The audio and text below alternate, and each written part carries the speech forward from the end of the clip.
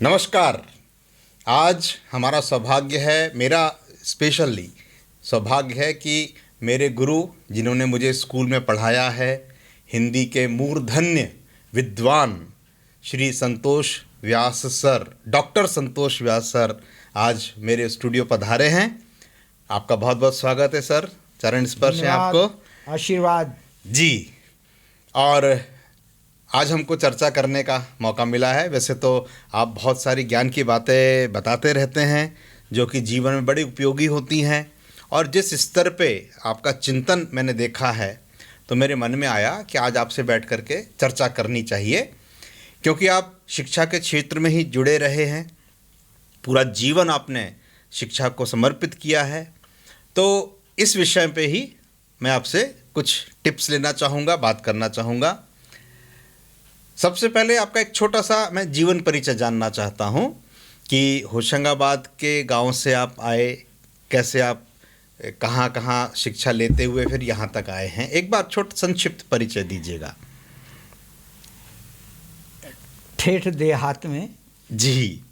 बाया गांव है, सलकनपुर देवी जी स्थान है ना, हाँ, उसके पास आता है बाया, जिला सीहोर। अच्छा। जन्म हुआ मेरा 11 दिसंबर 1956 को। अच्छा, आज़ादी के बाद। हाँ जी। पिताजी मेरे वहाँ के गांव के पुरोहित थे। आसपास के 2-4-10 गांव में उनका अच्छा नाम था। और मेरा ननिहाल है वो, तो अच्छा। वहाँ लाड़ दुलार भी खूब मिला। हाँ हाँ। तो पढ़ने से ज़्यादा खेलने में रुचि रही, और खेल गांव का कबड्डी होता है। हाँ हाँ, बिल्कुल। तो कबड्डी खेलते खेलते हाँ। शाखा जाने लगे। अच्छा, राष्ट्रीय स्वयंसेवक संघ, आरएसएस की शाखा। तो वो संस्कार बुधनी शाखा से हाँ प्रारंभ हुए। अच्छा। तो कहानी सुनना सुनाना, हाँ हाँ और ठीक समय पर हाँ। खेलने जाना, ये थोड़े अनुशासन कब जमते चले गए हमें नहीं मालूम। अच्छा अच्छा। पिताजी चाहते थे कि मैं संस्कृत के लिए बनारस जाऊं पढ़ने। हाँ बिल्कुल। लेकिन मेरी रुचि कम थी। अच्छा। तो हायर सेकेंडरी किया। हायर सेकेंडरी करने के बाद मेरे मामा के योगदान से कॉलेज में एडमिशन ले लिया। वहाँ चूँकि कौन से खेलने कॉलेज के में थे, लिया आपने? शासकीय नर्मदा महाविद्यालय, हाँ, होशंगाबाद।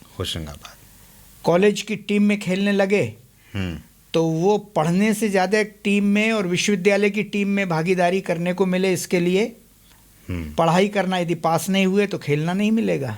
हाँ हाँ। तो पढ़ने का इसी तरह से एमए किया, इसी तरह से एलएलबी कर लिया। अच्छा। कॉलेज की टीम में खेलने के लिए ओपन टूर्नामेंट भी खेलते रहे। लेकिन सरल विषय कौन सा पढ़ा, ऐसा मैंने सोच के एमए हिंदी में कर लिया। अच्छा अच्छा। तो अच्छा। संस्कृत के संस्कार थे कुछ, हाँ, और शाखा का कुछ अनुशासन था। शाखा में कहानियाँ, कविताएं सुनाने सुनने के अवसर मिले, तो वो हिंदी के प्रति रुचि। अच्छा अच्छा। हिंदी एमए किया, फर्स्ट क्लास विश्वविद्यालय की प्रावीण्य सूची में भी आ गए। तो बहुत प्रोत्साहन मिला, उसी चक्कर में एलएलबी कर ली। ओके, ये तो मेरे को पहली बार पता चला कि आपने तो एलएलबी भी पढ़ी हुई है। कानून के जानकार हैं आप। नहीं, बीएड किया है, फिर बाद में पीएचडी किया है। हाँ? और अन्य सहायक डिग्रियां लगे। तो ये समझें कि हिंदी विषय पर गहराई से अध्ययन नहीं किया, केवल विश्वविद्यालयीन परीक्षाएं पास करने लायक हमारी तैयारी रही, ताकि खेलने मिले। अच्छा। लेकिन इस बीच में जो सामाजिक समन्वय के खेल खेल में पढ़ाई हो जाना हो गई। अच्छा। जी जी जी। संयोग से उन दिनों नौकरी भी थोड़ी कठिन होती थी, तो भारतीय निकेतन विद्यालय में पढ़ाने को मिल गया। वो कैसे आपकी जर्नी होशंगाबाद से भोपाल आ पाए? काका जी श्री राम जी भट्ट। नहीं, भोपाल आप कैसे आए, किस उससे आए? भोपाल यहाँ BHEL के अंग्रेजी जाकिर हुसैन विद्यालय में 2 माह के लिए मुझे स्पोर्ट्स के लिए रख लिया गया था। अच्छा, तो पेपर में ऐड आया नहीं, था? वहाँ एक परिचित थे, उन्होंने कहा तुम्हारा स्पोर्ट्स में यूनिवर्सिटी है क्या, आपके सर्टिफिकेट्स हैं क्या? ऐसे सर्टिफिकेट देख के उन्होंने मेरी नौकरी सीधी लगा दी 2 महीने के लिए। परिचित थे आपके? परिचित थे। हाँ। उस बीच में भट्ट जी वहाँ पर प्राचार्य थे विक्रम स्कूल में, वो आए, उन्होंने मेरी अंक सूची देखी, खेल कूद के सर्टिफिकेट देखे और मुझे अपने विद्यालय में बुला लिया कि तुम चाहो तो भारतीय निकेतन में पढ़ाने आ सकते हो। संयोग ऐसा बना कि मैं भारतीय निकेतन में पढ़ाने के लिए पहुंचा। अच्छा। और मैं तो ये कहूँगा कि भारतीय निकेतन एक ऐसा विद्यालय जिसने मेरे पूरे जीवन की दिशा, दशा और दृष्टि में बदलाव किया। यहाँ के विद्यार्थियों ने एक अच्छे शिक्षक का निर्माण कर लिया, ऐसा लोग कहते हैं और मेरे मन में ये है भाव। अच्छा, बहुत बढ़िया। फिर आपकी गवर्नमेंट जॉब भी लग गई? हाँ, उसके बाद में आप ITI में स्टेनोग्राफी होता है ना, आशुलिपि, उसमें प्रशिक्षण अधिकारी भाषा के पद से मैं सेवानिवृत्त हुआ हूँ। 1985 में लगी, छतरपुर पोस्टिंग हुई थी, फिर क्रमशः राजगढ़ खिलचीपुर होते हुए नर्मदापुर में सेवानिवृत्त हूँ। अच्छा। अभी हिंदी पढ़ाने के लिए कुछ कॉलेजेस, विद्यालय और प्राइमरी विद्यालयों में अवैतनिक सेवा कर रहा हूँ हिंदी की। अच्छा, ओके। और आपके कुछ सामाजिक दायित्व भी हैं? आप सामाजिक दायित्व में ये, चूँकि मैं स्वयं सेवक था 1970 में, मेरा प्रशिक्षण नहीं हुआ था लेकिन प्रतिज्ञा हो गई थी, तो इस भाव से मैं अपने दायित्व निर्वाह करते रहा हूँ। अभी संस्कृत भारती के विभाग संयोजक का दायित्व है। अच्छा। यद्यपि मैं संस्कृत अहमपि संस्कृतम वक्तुम न शक्नोमि प्रयत्न करता हूँ थोड़ा थोड़ा बोलने का। जी। लेकिन वो संगठन की दृष्टि से बोले आवश्यक है, तो जो दायित्व दिया जाता है जी उसको पूरा तो करना है। अच्छा। भारतीय निकेतन विद्यालय की कुछ ऐसी यादें आपके पास भारतीय निकेतन तो रचा बसा हो, आपको कुछ विशेष जिसका उल्लेख आप करना चाहते हैं? भारतीय निकेतन के लिए तो मैं लगातार बोल सकता हूँ। मेरे विद्यार्थी जितने बैच के पढ़े हुए हैं उनमें से अधिकांश के नाम जानता हूँ, चेहरे मुझे उनके बचपन के याद हैं। हाँ, ये देखा है मैंने। हाँ, भारतीय निकेतन जो है पूरे जीवन को एकदम बदलाव कर देने वाला विद्यालय मेरे लिए सिद्ध हुआ। वहाँ के विद्यार्थियों ने एक शिक्षक गढ़ लिया, ये मेरी उपलब्धि है। वहाँ के विद्यार्थी सन 1981-82 के बैच के विद्यार्थी आज अपने बच्चों की शादी में मुझे याद करते हैं। और मैं पहुँचता हूँ तो इतनी आत्मीयता, निकटता, भाव का निर्माण उस विद्यालय ने किया है। मतलब वो मेरी अकूत संपदा है जी। 45 साल बाद भी बच्चे लगातार बच्चों, और ऐसा अधिकार बनता है, ऐसा अधिकार बनता है कि उनके पास जाके मैं सुरक्षित महसूस करता हूँ। मेरे अपनापन स्वाभाविक रूप से जन्म लेता है। और वे खुद भी औपचारिक नहीं, सारे विद्यार्थी मेरे बहुत अपनेपन से मुझे ये तो देखा मैंने, आदर ही नहीं देते, विश्वास करते मुझ पर। बिल्कुल, आपकी विद्वता के कारण सब नहीं, विद्वता मुझे ज़्यादा विद्वता की अपेक्षा एक तो संस्कारिक वातावरण में उनकी शिक्षा दीक्षा, और जिन परिवारों के बच्चे थे उस समय अंग्रेजी माध्यम के विद्यालय भी थे, लेकिन एकमात्र भारतीय निकेतन हिंदी माध्यम का विद्यालय है। तो अंग्रेजी के वातावरण में जिन लोगों के पालकों ने योजना पूर्वक अपने हिंदी विद्यालय में बच्चे को भेजा, इसका मतलब यह है कि वो परिवार के पालक स्वयं हिंदी के महत्व को और अपनी भारतीय सांस्कृतिक परंपरा के महत्व से खूब बारीकी से परिचित थे। बिल्कुल, इसलिए उन्होंने कहा कि नहीं, हमारे बच्चे हिंदी माध्यम में भी योग्य यदि बनना होगा तो बन जाएंगे। और बन के आलोक हमारा सामने है। ईश्वर की कृपा है, राम जी की कृपा है।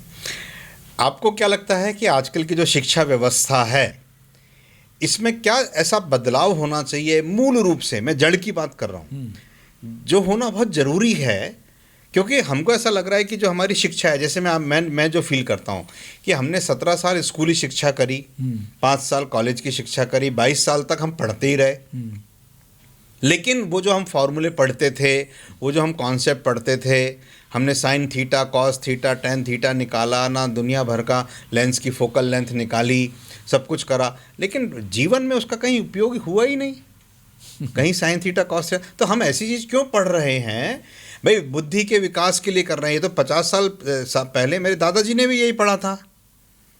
मेरे दादाजी की भी सेम सिलेबस, लगभग 80% तो वही सिलेबस चल रहा है। तो आपको क्या लगता है कि आज के समय के अनुसार क्या ये पढ़ाना प्रासंगिक है? क्या इतना टाइम वेस्ट करना, 22 साल जीवन के अमूल्य, इसको अपन चाहें तो 15 साल तक कर सकते हैं, ऐसा नहीं है अगर हम सिर्फ काम की चीज़ें पढ़ाएं तो।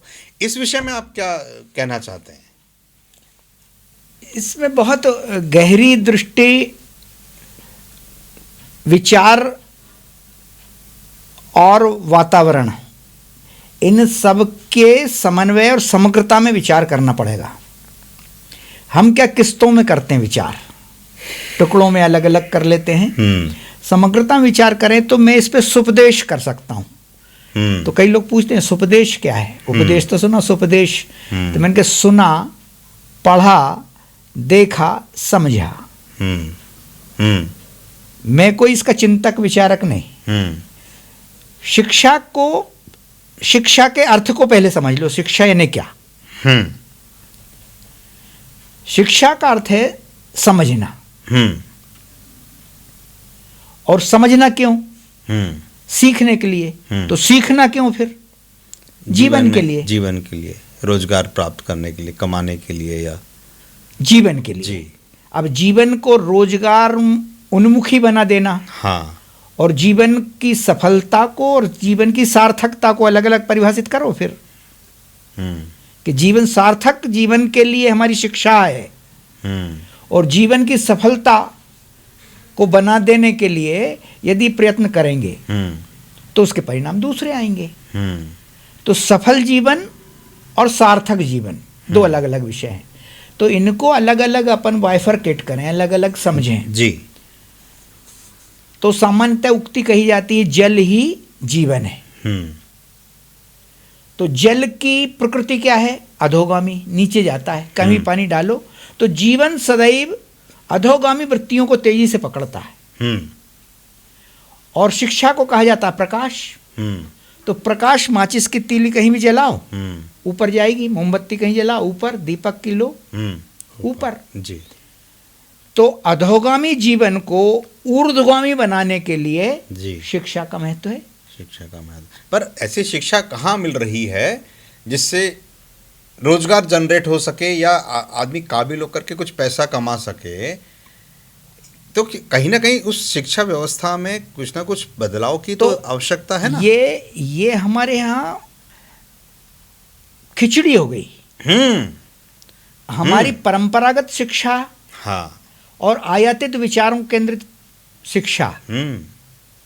तो हमने जो, यदि हमारे आध्यात्मिक, धार्मिक, सांस्कृतिक विषयों को आधार बनाकर हम देखें तो जो मांग तेजी से भौतिक संसाधनों की और भौतिक संपन्नता की, इसको सफलता मान लेने की जो कसौटी तैयार हुई है, वो मूलतः वो गड़बड़ है कि हमारे पालक भी यंत्र मानव तैयार कर रहे हैं। यानी वो कितना ज़्यादा पैसा कमा के प्रभावशाली हो सकता है समाज में, उसके आचरण की अपेक्षा उसके द्वारा कमाए हुए धन के आधार पर मूल्यांकन हो रहा है। हाँ। तो दौड़ कहाँ जाएगी? तो शिक्षा का तो मतलब था जीवन क्यों है हमारा। तो यदि अपन आध्यात्मिक ढंग से सोचें तो जीवन का पुरुषार्थ होते हैं 4: धर्म, अर्थ, काम और मोक्ष। राइट। इन के लिए जीवन धारण किया मनुष्य ने। अब धर्म का अर्थ कर्तव्य बोध से है। ठीक है। एक धर्म का अर्थ है पूजन प्रक्रिया, प्रार्थना आदि। तो अलग अलग धर्म अपने अपने ढंग से पूजा पद्धति अलग अलग को हो गए धर्म कहा जाएगा, जी। कर्तव्य बोध को धर्म कहा जाएगा। जी। जिस व्यक्ति का परिचय जिस गुण के आधार पर है वो उसका धर्म है। धर्म है। यह मनुष्य का धर्म मनुष्यता के आधार पर होगा। हम्म। जैसे गुड़ का धर्म मीठापन है, यदि उसमें मीठापन नहीं हो तो गुड़ क्यों कहा जाए? बिल्कुल। मिर्ची में चिरपिरापन नहीं हो तो मिर्ची क्यों कहा जाए? हाँ। तो ये उसका धर्म है। ठीक है। वो पहचान होना। तो धर्म आधारित कर्तव्य बोध प्रेरित जीवन जिसमें अर्थ कमाइए आप, जो जैसे दूसरे को धन को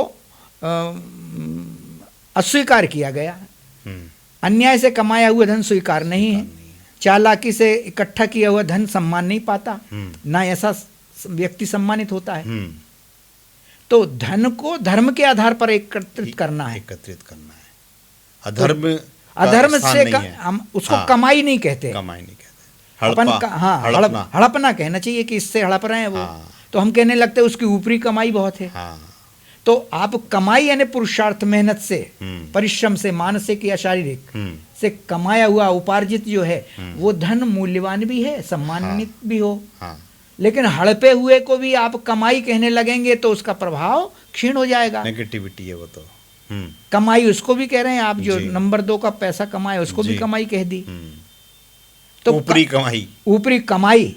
तो आप ऊपरी हड़पना, ऊपर से हड़प लिया इतना, ऐसा यदि कहने लगे तो लज्जित भी हो व्यक्ति, लोक निंदा से बचे।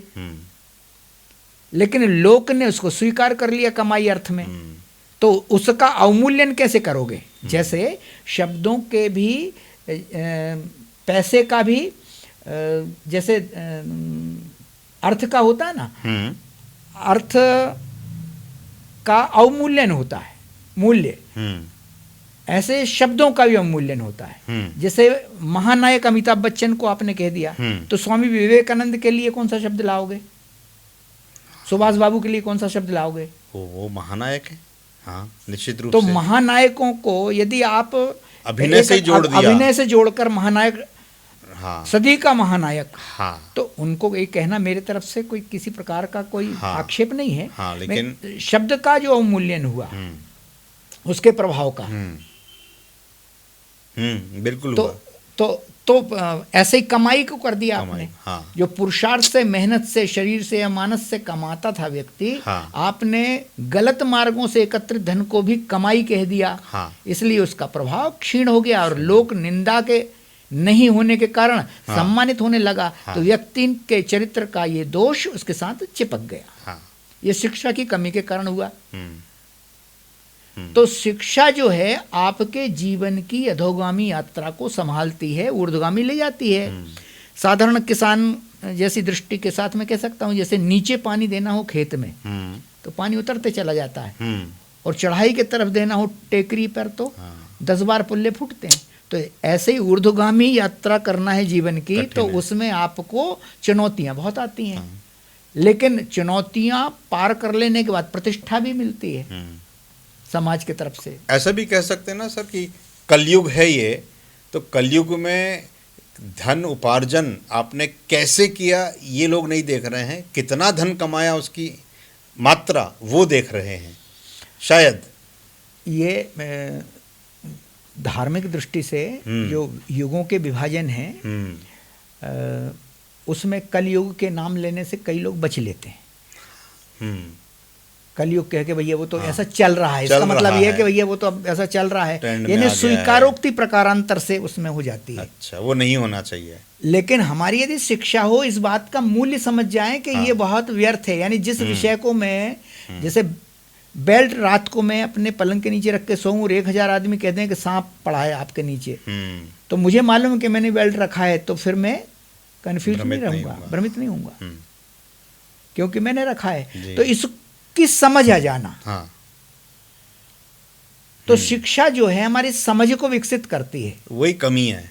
तो हमारी शिक्षा में जो कमी आ रही है कि हमारी समझ को अंक सूची में मिलने वाले अंक के आधार पर तय किया जा रहा है। हाँ, बिल्कुल। अब ये समझ आ जाए कि हमारा दायित्व है, ये हमारा कर्तव्य है कि माता पिता की सेवा करना है, कोई एहसान नहीं कर रहे हैं माता पिता की तरफ, तो वो तर्क करना बंद कर देंगे कि माता पिता ने मेरे लिए क्या किया। हाँ, तो हम धर्म के आधार पर समझाते हैं नहीं, इससे धार्मिकता पिता की सेवा करना। हाँ, आपको कर्तव्य आना चाहिए कि मेरे प्रति जिनका ऋण है उस ऋण को चुकाऊं मैं। बिल्कुल। ये नई पीढ़ी के बच्चों को ये तो नई पीढ़ी को कर्तव्य बोध, हाँ, और कर्तव्य बोध का बिना शिक्षा के कहीं कोई गुजारा नहीं है। कर्तव्य बोध पैदा करने के लिए उनके मन में संस्कारित करना चाहिए। अच्छा, संस्कार को अपन वो 16 संस्कार है ना, केवल उतने ही मानने लगे उसको संस्कार कहते हैं, वो भी अर्थ केंद्रित कर दिया हमने। हाँ, संस्कार का मतलब है कि ऐसे विचार जो आपके आचरण में सिद्ध हो जाएं। हाँ, तो आपके जो विचार हैं वो आपके उच्चार हों, उच्चार जो हों वो आपके आचार हों, और आचार जो हों वही प्रचार होता है। बिल्कुल।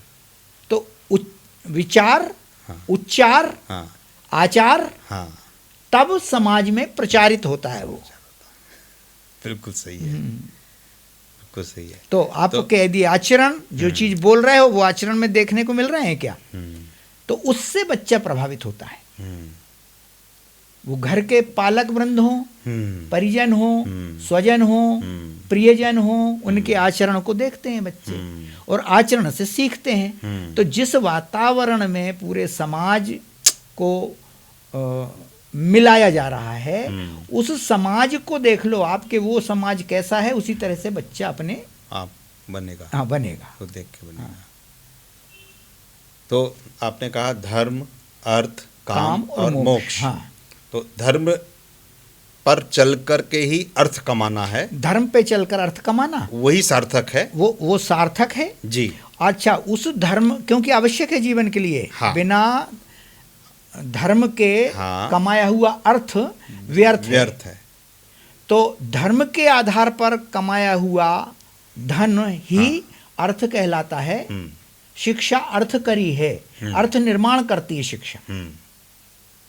ठीक है। तो और फिर ये ही काम, हाँ, यानी जो आपकी कामनाएं हैं, हाँ, वो कामनाओं की पूर्ति भी इस संसार में रहते हुए करना होता है मनुष्य को। हाँ। तो वो जो मनुष्य अपनी कामना की पूर्ति कर रहा है वो कैसे करेगा, अर्थ से करेगा, लेकिन वो अर्थ धर्म आधारित है। हाँ। इसलिए उसकी चाह भी जो है, उसकी कामनाएं भी जो है शुद्ध है, धर्म केंद्रित होना चाहिए। यानी समाज द्वारा मान्यता प्राप्त नियमों के आधार पर कामना आपकी हो। जैसे कहीं कोई का बहुत बढ़िया मकान हमने देखा कि बहुत सुंदर मकान है, उसकी कामना जागृत हुई तो धर्म आधारित पुरुषार्थ करें, अर्थ कमाएं और वैसा मकान बनाएं।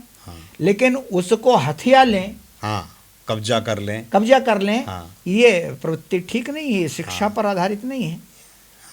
लेकिन ये हमें कामना जागृत हो गई और काम की पूर्ति करना पुरुषार्थ है, तो ऐसा नहीं, धर्म आधारित है कि नहीं वो, यानी न्यायपूर्ण ढंग से प्राप्त किया कि नहीं आपने उसको, धर्म आधारित विषय किया नहीं। तो कामनाएं तरह तरह की होती हैं। अब इसको अपने को थोड़ा सा अंतर करके और समझाना मैं चाहता हूँ कि हमारा जो व्यक्तित्व होता है वो चतुर्मुखी है। अच्छा। शरीर, मन, बुद्धि और आत्मा। शरीर, मन, बुद्धि और आत्मा, इन चतुष्कोणीय व्यक्तित्व को हमें शिक्षा साधती है और बांधती है। तो शरीर की जो आवश्यकताएं हैं, उससे संबंधित कामनाएं हैं, अच्छे कपड़े पहनना है, स्वस्थ रहना है, तो ये सब यदि आप मान लीजिए कि जहाँ अच्छे ठंड के समय आप यदि गर्मी के कपड़े पहन लेंगे तो आपकी बुद्धि तत्काल कहेगी ये ठंड का समय है, गर्म कपड़े पहनो। और गर्मी में हम यदि गर्म सूट पहन जाएंगे तो बुद्धि कहेगी। तो ये परस्पर मिले हुए हैं कि शरीर की आवश्यकताओं को बुद्धि नियंत्रित करे, बुद्धि धर्म के अनुसार चले कि नहीं। यदि है तो किसी का पराये का थोड़ी पहन लेंगे, सूट अच्छा है, ठंड भी लग रही है आपको, लेकिन दूसरे का है। तो ये सब तालमेल बैठेगा पर्सनालिटी में, व्यक्तित्व में, आपकी शिक्षा में, शरीर का, मन का और बुद्धि का। तो इन चारों का प्रशिक्षण होना कि शरीर की मांग तो है लेकिन आपके पास वस्त्र नहीं है तो चोरी के वस्त्र नहीं पहनोगे। शरीर मांग रहा है तो तत्काल नहीं तोड़ जाओ, क्योंकि धर्म आधारित नहीं है। धर्म आधारित नहीं है। तो आजकल की जो शिक्षा व्यवस्था हम देख रहे हैं उसमें हमको इन चीज़ों का समावेश तो करना चाहिए कि हम सिर्फ ये नहीं कि नंबरों की दौड़ के पीछे दौड़ रहे हैं, सिर्फ कमाने के पीछे ही दौड़ रहे हैं। जैसे मेरे को ऐसा लगता है हेल्थ, हमको अपनी शिक्षा व्यवस्था में एक महत्वपूर्ण टॉपिक जो है वो स्वास्थ्य के का भी डालना चाहिए। क्या करना है, कैसे आहार, कैसा विहार, कब सोना, कब जागना, एक पूरा बच्चों को एक ट्रेनिंग देनी चाहिए। क्योंकि आजकल आप देखिए स्वास्थ्य से संबंधित समस्याएं कितनी ज़्यादा हो रही हैं। 12-12, 15 साल के, आज मैंने पेपर पढ़ रहा था, 14 साल के बच्चे को अटैक आ गया। तो स्वास्थ्य का एक चैप्टर होना चाहिए, बल्कि सिलेबस पूरा होना चाहिए। ट्रैफिक रूल्स का भी होना चाहिए। आजकल कितनी सारी जानें हमारी इसमें जा रही हैं। बिल्कुल ठीक कह रहे हैं, ये बात हैं जो हमारे घर के, जो हमारे आसपास की चीज़ें हैं, जैसे मैंने देखा है कई लोग हाईली क्वालिफाइड भी होते हैं, पर उनको बल्ब चेंज कैसे किया जाता है घर का वो नहीं आता है, बल्ब बदलना नहीं आ रहा है। कहने को बहुत हाईली एजुकेटेड है। मतलब छोटी छोटी चीज़ों को भी हमारी शिक्षा व्यवस्था में इसलिए जोड़ना चाहिए ताकि एक सार्थक जीवन इंसान जी सके। नहीं तो फिर ऐसी शिक्षा प्राप्त करने का सिर्फ मतलब ही क्या निकलेगा। हमको अपनी अच्छा, हेल्थ एक ऐसी चीज़ है, स्वास्थ्य, जो आप कई बार हजारों लाखों रुपए खर्च करके वापस नहीं प्राप्त कर सकते। पर हमको किसी ने बचपन से कुछ सिखाया ही नहीं है स्वास्थ्य के बारे में। तो साइन थीटा कॉस थीटा पढ़ाने के बजाय अगर हम उनको एक चैप्टर ये डालें, एक बुक बताएं कि भाई कैसे आहार है, क्या विचार है, कैसे आपको कब खाना है, कब पानी पीना है, कब नहीं पीना है, ये जरूरी तो है ना इस समय। ये ठीक कह रहे हो। कुछ व्यवहारिक बातें हैं, कुछ सैद्धांतिक बातें हैं। पुस्तक में डाल लेने से ही व्यक्ति आचरण में ले आएगा, इस पे शंका है। पढ़ के वो उसके प्रश्न के उत्तर देगा 364 दिन बाद। आपने जो पढ़ लिया उसको 3 घंटे में उसको कॉपी पे लिखना है। कॉपी पे जो लिखा है वो जांचने वाला कितना पढ़ के जांच रहा है, उसको एक कॉपी पे मिलने वाली राशि इकट्ठी करना है।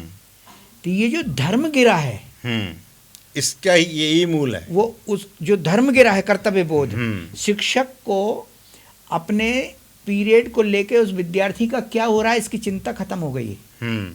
लेकिन ऐसा उसके बच्चे के साथ दूसरा प्रोफेसर कर रहा है, इस बात की संवेदना यदि हो कि मैं अपने प्राइमरी के बच्चे के साथ अन्याय क्यों करूं, मेरे बच्चे के साथ कॉलेज में यदि किया गया तो इसका भावबोध निर्माण नहीं हो रहा है। तो ये धर्म के अभाव का परिणाम है कि व्यक्ति जो कार्य कर रहा है वो उसका धर्म है, कोई एहसान नहीं कर रहा। मैंने तुम्हें पढ़ाया तो किस एहसान नहीं किया, मेरा कर्तव्य है। अच्छा, वो गुरु बन के वशिष्ठ परंपरा और विश्वामित्र परंपरा में भी नहीं जाए, कोई गुरु नहीं। गुरु आध्यात्मिक क्षेत्र के होते हैं। शिक्षक एक माली होता है, बीज में अपने आप विकसित होने की क्षमता होती है। शिक्षक का काम माली की तरह उसमें खाद पानी समय पे दे दे, क्योंकि बीज जितना उसमें सामर्थ्य है, जिस प्रकार का बीज है अपने आप सबसे उसका पुष्पण होगा, फलन होगा, अपने आप बढ़ेगा, संवर्धन होगा। संवर्धन होगा। तो ये संवर्धन होते हुए व्यक्ति के परमात्मा ने जो क्षमताएं दी हैं उसका वो विकास करेगा। लेकिन वो जो शिक्षक माली है, यदि पेड़ सूखने लगा तब पानी दिया, तब गैर समय पानी दिया, खाद समय पे नहीं दिया, तो उसका पूर्ण विकसन प्रभावित होगा। ये दृष्टांत देके अपन सामान्य ढंग से समझ सकते हैं कि जो व्यक्ति जहाँ है वही को निष्ठापूर्वक काम न करके वो अपने कारण तलाशता है, जिसके कारण वो सही काम नहीं कर पाया। सरकारी दस्तावेजों की लिखापढ़ी इतनी करना पड़ती है, इस कारण वो नहीं पढ़ा पा रहा। ना। अच्छा, यदि यही बात है तो गांव में जिसकी पदस्थापना शिक्षक की, वो नगर रहने क्यों गया? सुविधाएं वहाँ पे सुविधाएं हो गई। अब आवागमन के साधन गांव में भी तैयार हो गए, लेकिन गांव के स्कूलों के बच्चे शहर में जाके निवास कर रहे हैं, शहर वाले बड़े शहर में चले गए, क्योंकि उनने श्रेणियां बना ली। बड़े स्कूल में पढ़ने वाला व्यक्ति बहुत प्रतिभावान और संपन्न और योग्य व्यक्ति के द्वारा पढ़ाया जा रहा है। तो ये गड्ढमड्ढ हो गया। कुल मिला के तालमेल और घालमेल में अंतर है कि हम तदर्थ व्यवस्था कर लेते हैं। तो हमारी शिक्षा के क्षेत्र में प्रारंभिक शिक्षा जहाँ होती है वहाँ पर उसके विचार और आचार के समन्वय का प्रश्न है आलोक जी। जी। कि जो विचार हम कर रहे हैं वो आचरण में कर रहे हैं कि नहीं कर तो जो विचार आपने किया वो करके भी दिखाया है, इसलिए ये परिणाम लेके आए आप। लेकिन कई लोगों के नहीं होते क्योंकि उनकी दृष्टि भौतिक हो जाती है। अब इसमें फिर आध्यात्म क्षेत्र में घुसना पड़ेगा अपने को। सात्विक, तामसिक और राजसिक वृत्तियां होती हैं मनुष्य की, तो जिसमें जब जिसका प्रभाव हो जाता है उस वृत्ति का प्रभाव उसके व्यक्तित्व में देखने को मिलता है। लेकिन योजना पूर्वक जो गुरुकुल परंपरा थी उसके पीछे उद्देश्य क्या था कि गुरु कोई परीक्षा ऐसी नहीं करते थे कि पेपर दे दो और लिख दो इसमें उत्तर। वो उस व्यक्ति को पढ़ाते और सिखाते समझाते हुए उसमें बदलाव आया क्या। एक बार पांडवों का किस्सा है, ऐसा ही छोटा मोटा टूटा फूटा याद है मुझे कि पांडवों को शिक्षा देते हुए गुरु ने कहा, द्रोणाचार्य ने किसी विषय पर, तो सबसे पूछा, उनने कहा कि हम सीख के आ गए और युधिष्ठिर नहीं आए। उनसे कहा आप नहीं सीखे, तो लगभग 7 दिन लगाए उनने सीख। फिर कहा कि गुरुजी मैंने ये आचार में ढाल के आपने जो बताया था अब मैं कह सकता हूँ इस विषय को। तो केवल प्रश्नों के उत्तर रटे हुए कॉपी पे लिख देना नहीं, वो जीवन में बदलाव के लिए सीख रहा है कि नहीं। इसलिए मैंने कहा कि सीखना, तो वो जो सीखना होता है वो जीवन में बदलाव करता है। तो सीखना नहीं हो रहा, जानना हो रहा है, जानकारी का कलेक्शन रट लो। एग्जाम आए तो उगल दो, पास हो जाओ। ये मतलब ये शिक्षा व्यवस्था तो बदलना चाहिए तो ना, ये चीजें नहीं तो बदलाव के लिए जो कारक तत्व है, जैसे हम बर्तन को रोज मांजते हैं, रोज उसमें सब्जी बनती है, भाजी बनती है, रोज मांजता है, ऐसे व्यक्तित्व को रोज मांजने की व्यवस्था होती है। तो वो होती है परिवार। तो 5 तत्व हैं। सबसे पहले पालक, पालक के बाद बालक, पाठशाला, पाठ्यक्रम और परिकर, वातावरण। इनसे शिक्षा का वातावरण निर्माण होता है। अच्छा। तो जो पालक कौन है, अपने बच्चे में क्या चाहते हैं वो बालक का स्वभाव कैसा है, फिर वो पढ़ने कहाँ जा रहा है, पाठशाला, उसमें पढ़ाया क्या जा रहा है, पाठ्यक्रम। बिल्कुल। और फिर इसके बाद परिकर यानी वातावरण। तो वातावरण का प्रभाव पड़ता है।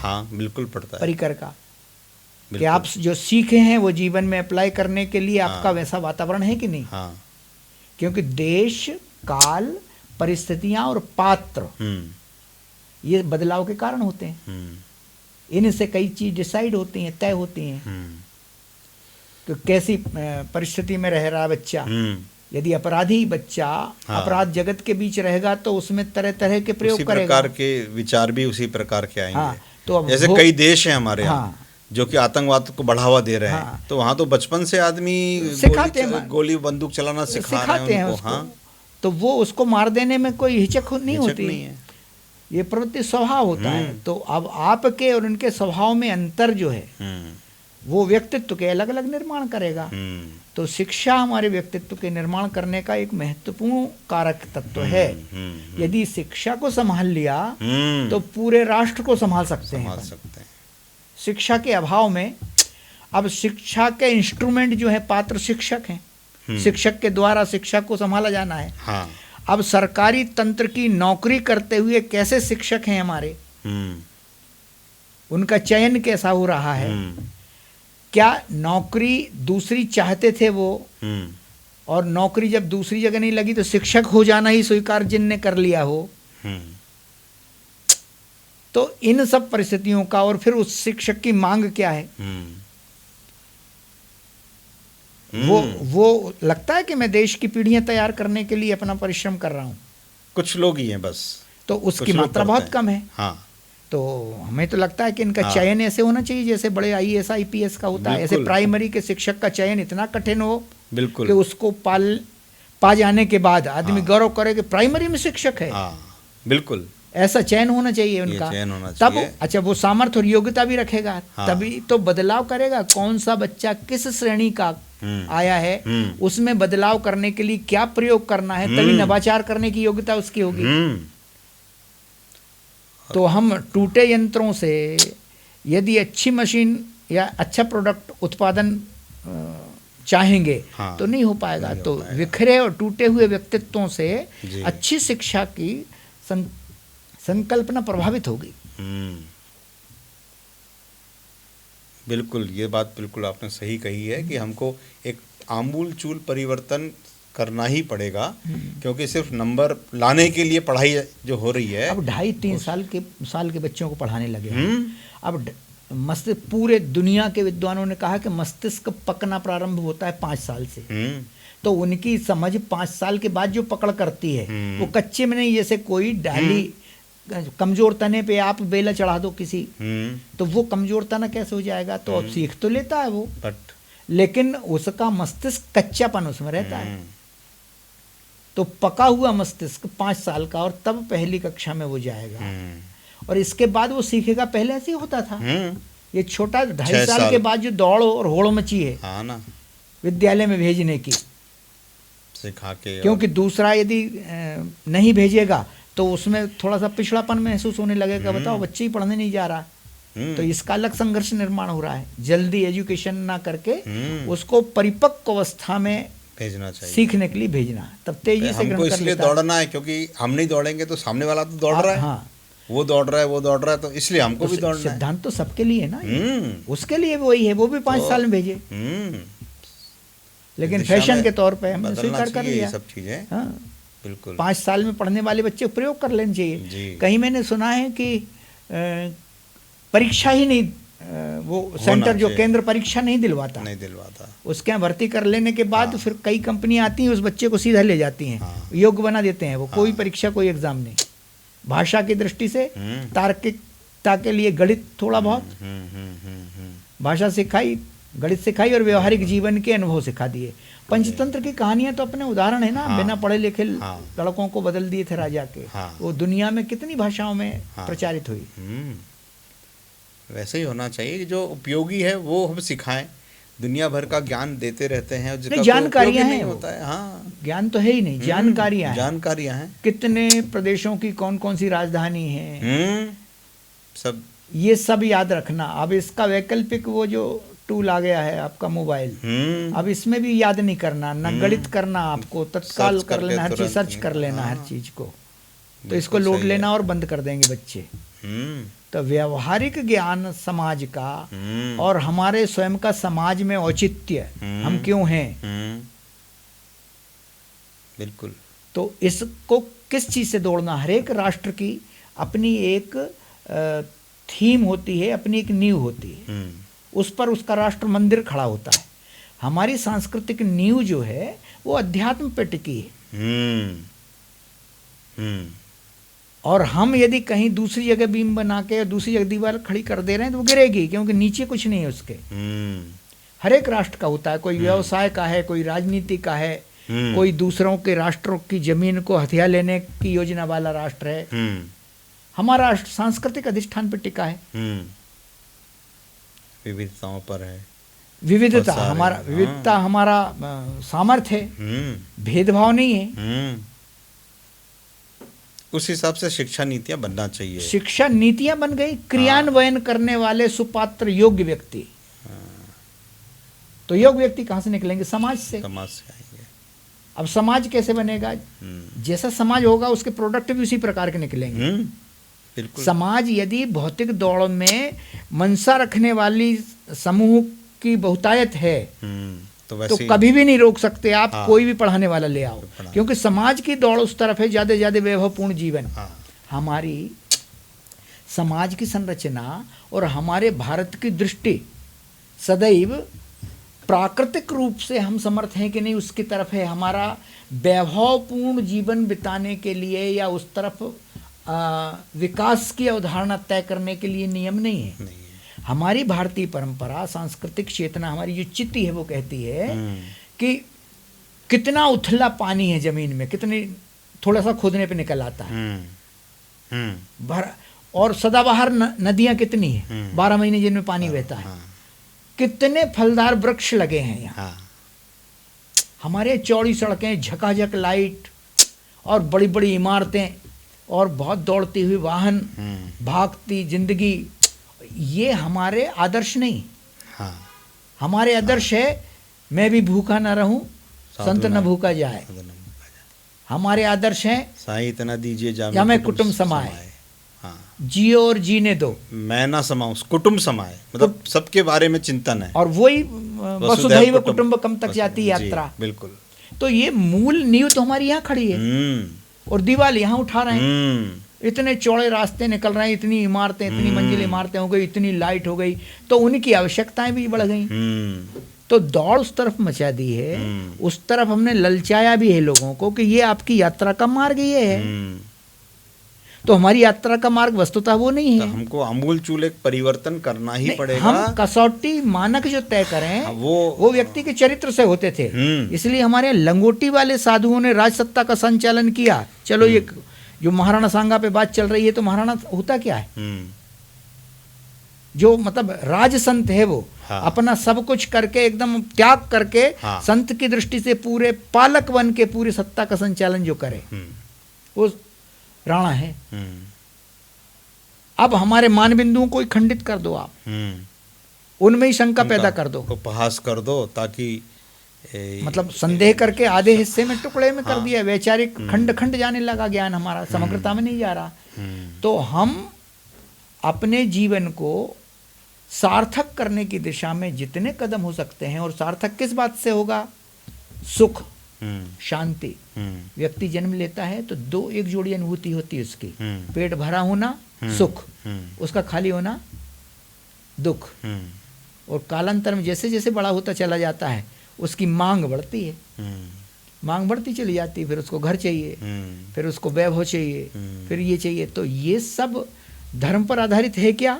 बस वही सारे चीजों का मूल धर्म पे ही आके टिकता है। ठीक है, आप वैभवपूर्ण जीवन जियो, लेकिन वो धर्म द्वारा कमाया हुआ है क्या? है तो बिल्कुल। धर्म यानी पूजन यज्ञ करवा के इकट्ठा किया नहीं, शुचिता का पालन करके धन संग्रह किया है। धर्म कर्तव्य बोध से अपना ठीक काम करते हुए आपको जो मिला है वो प्रसाद स्वरूप आपने ग्रहण किया है, और उसके साथ आपका जो जीवन है वो उपभोग करते हुए त्याग करें।